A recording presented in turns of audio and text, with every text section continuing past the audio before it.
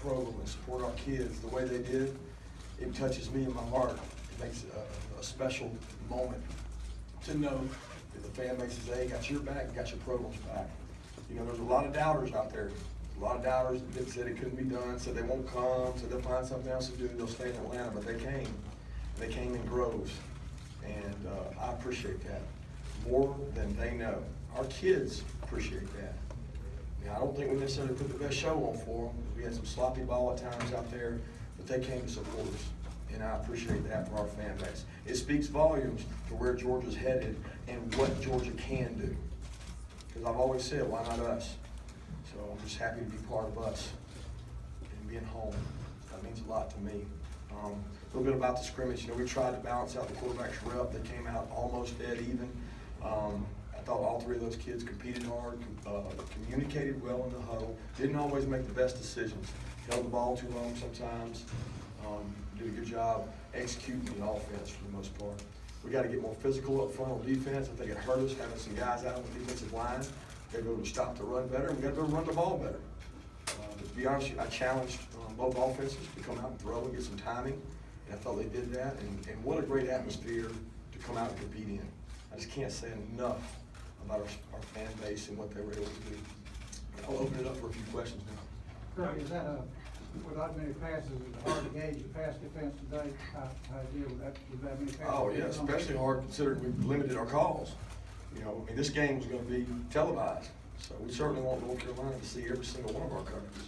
So we were very vanilla today, and we challenged the kids to execute, and we want to see who can play football, not what they know, but what they can do. So that limited some of it. And plus, there's a lot of 2-minute situations.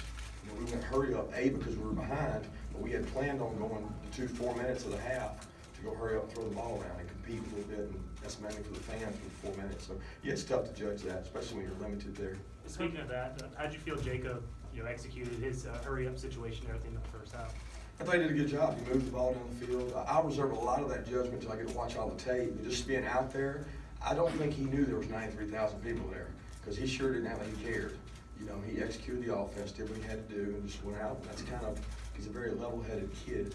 So for him to do that, that was good. I think he held the ball a couple times too long, and he's not used to seeing some of those pressures and coming right at him. So I think he's got to improve in that area.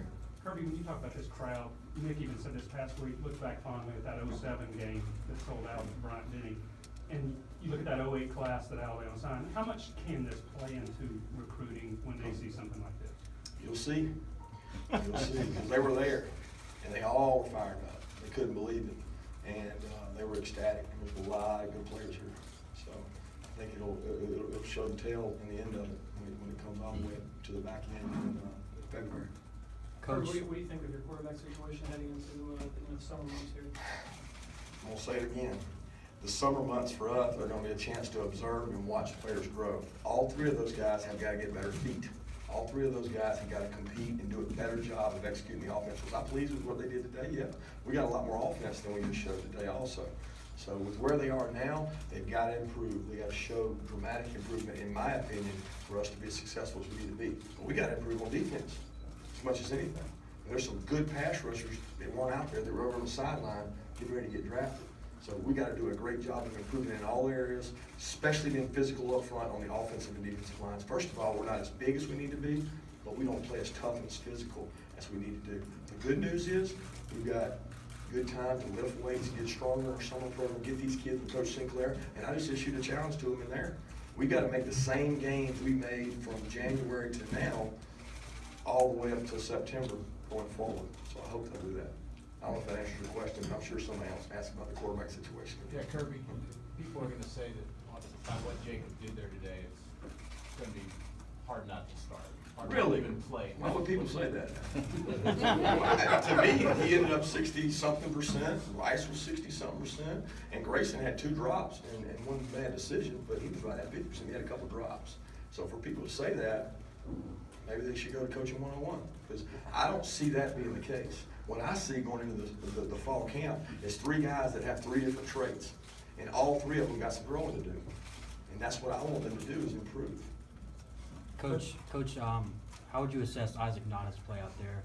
Linked up a couple of times with Jacob, got the touchdown. So how do you see his freshman year progressed? Well, you know, it's tough to judge. I'd like to reserve judgment so I get to watch a little more tape. I know he had 2 bonehead plays and he did the wrong thing.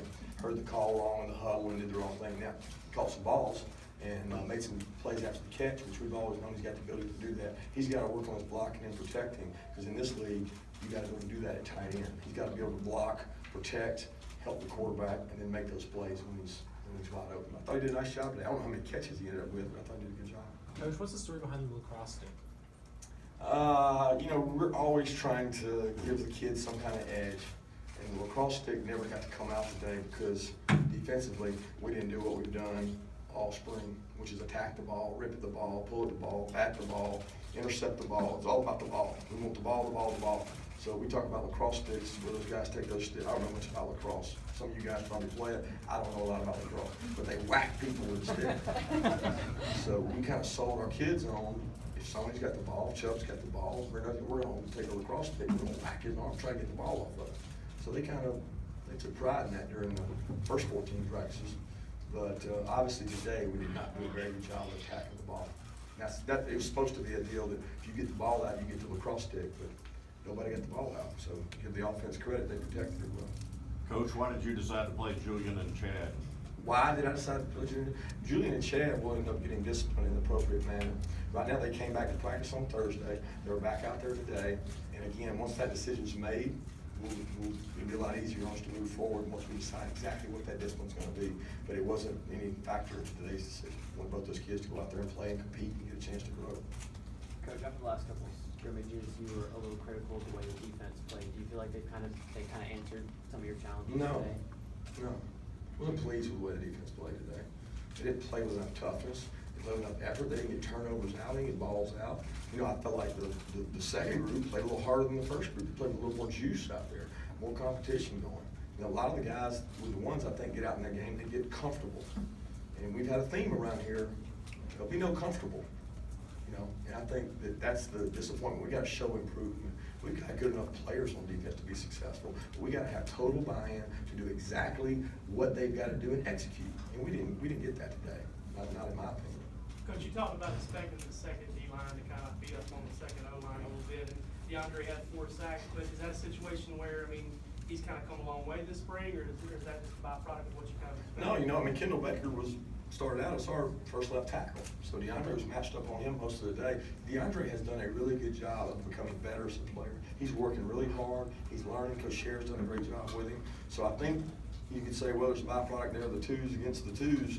DeAndre's playing good, but Kendall Baker, you know, he started out with the ones that left tackle. And he's had a tough time with DeAndre all spring. We also, as coaches, have got to help him when we're aware of that and try to help the kid out. There's some tough situations out there on those O-linemen when you're throwing the ball every down.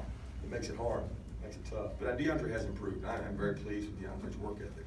You feeling scared about your kicking game after today? You know, I actually, Ham has kicked really well all spring. I know that's shocking to you after today, but some of that was a byproduct of either a low snap or a poor spin on the hold. Obviously was pleased that Rodrigo hit the long field goal. You know, Rodrigo and Ham have both kicked surprisingly well when it comes to field goals. I think Bryce hit the one bomb, but outside of that, we didn't punt the ball well. The punting has been a larger issue than the field goals. But I thought Rodrigo hit the one today. What was it, 46? Or was it 446, you know?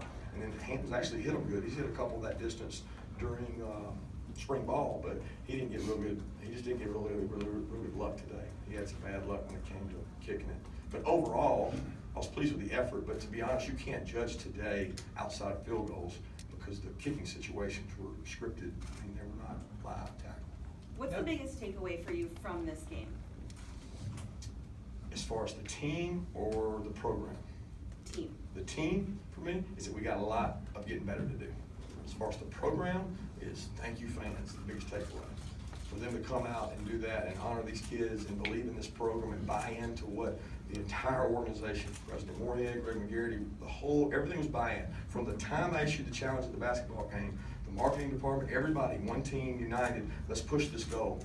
And everybody pushed and we got what we needed. So I'm pleased with that. As far as the team, I'd like to have a little cleaner scrimmage, a little, you know, it's tough because guys, if you don't score points, the defense has the offense. If you score a lot of points, then the defense is behind. So it's a tough situation. I would like to see a closer game. We tried to manipulate that, but we couldn't. Were you concerned early in the game about the attendance? It looked like it was slow filling up, but in the end, I think they tried. I remember the first time at Alabama was the same way. They don't come until they have to come. So, they came in groves, and I know when we came off the field, it wasn't completely full, but I was pleased with that. And we came back out, and it was a little bit, wow. You know, I thought you were going to ask. I was concerned if Easton was going to get enough snaps. When he didn't get a snap in the first quarter, I was over there going, "Oh God, Chip Towers going to kill me." I came to see him, and he didn't get a snap. But the clock was going too fast for us. But he caught up. He ended up getting right there with the other guys. Coach, you had a big turnout from Bainbridge today. Can you just talk about what that means to see your hometown come up for your big spring game today? Yeah, it means a ton to me. You know, that's my heart and soul.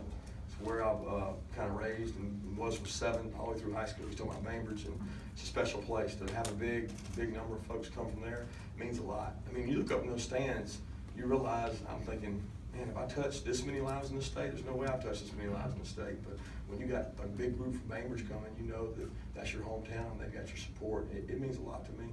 You've had a chance to get to know players now and to see them and compete. Where's the program compared to what you thought it was when you took over? Man, that's a hard, I had no preconceived notions. So for me to say where it is, you know, I think we've got to get bigger, and I've emphasized that. You know, we're not big as we need to be, we're not as physical as we need to be. But where is, I didn't have well, this is where we are. And I was obviously coming from a machine over there where we had a lot of really good players, and that's the hardest judgment I have is where are we? Well, I only have one thing to compare it to, because I don't know where they were here. I wasn't part of it, I don't know. So it's really a question that I can't answer hypothetically. I just know that we've got a long way to go. But we've got a good bit of time to get there, but we got to use this summer program to get there faster, stronger, and we got to bring in a group of players that I think we got 14 left or something to make our team better. Based on what you saw in Alabama when you played Georgia this past year, is it ahead of where you thought it would be when you took over? Based on that kind of question, I mean, you got your one look at them when you played them last year. I don't think that you can really do that. I just don't think you can. I think it's all hypothetical. Because I do think when we played them last year, weather conditions had a lot to do with that. Momentum had a lot to do with that. Sometimes when things go bad, they just snowball. So it's hard to say that. Coach, you've had a lot of distractions, just stuff going on around the program. How good does it feel to be able to come out here and just talk X's and O's, just talk football? I always like talking X's and O's. I mean, I like talking with you guys, because I seem to know more about that than you guys do, so I enjoy talking about that. Y'all are the experts of everything else, so I just I enjoy talking the X's and O's, and I enjoy when our kids compete and play hard. And I'm just so happy for them. Makes me feel great for them because they deserve that. Georgia deserves what they had today. That fan base, they deserve that. Coach, it's only a scrimmage, but Yeah. when number 10 comes in, the crowd gets amped up. You've seen him for a few months. Did you sense that he was going to rise to the occasion? Because I know it's a scrimmage, but yet he's throwing BBs right out of the box. Yeah, he throws BBs. Sometimes he throws them to the other team, sometimes he throws them to our team, but he throws BBs now. He can spin the ball. He can spin the ball. I said that. I didn't hide anything from y'all when I said the guy has an elite arm. He's got great arm strength, he's got great arm talent, he makes good decisions most of the time, and he's got to communicate better. So again, I'm glad everybody got to come out and see Jacob Eason. I think the welcoming and the warming, the stand, everybody clapping, that's all great. But the guy that starts the game against North Carolina will be the guy that gives us the best chance to win the game. And if that's Jacob Eason, then it'll be Jacob Eason, but it may not be. You know, and our fan base, just like we said, come out here and support us. They're going to support whoever our quarterback is. Hell, that fourth quarterback did a pretty good job, didn't he? Absolutely. Absolutely, he did. Y'all want to talk about him? I don't know what he went on that drive, but he did a great job. So again, let's give credit where credit's due, and we'll make those decisions in ample time. Last question. Coach, do you feel any better about the running game after today?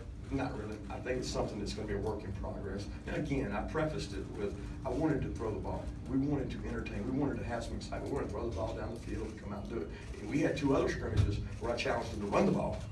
and one scrimmage we did, and our defense didn't play real good. One scrimmage we didn't. So it's not, I didn't think coming out of this scrimmage I would say, man, that one run game's great. We got some work to do there. We got to get stronger. If we're going to be successful, we have to be able to run the ball. And I'm hoping we're going to have plenty of good backs to do that. But we've got to have a good front that can block for them, and you got to stretch the field vertically to loosen the defense up. Again, guys, thank y'all for the spring. Appreciate it. Thank you.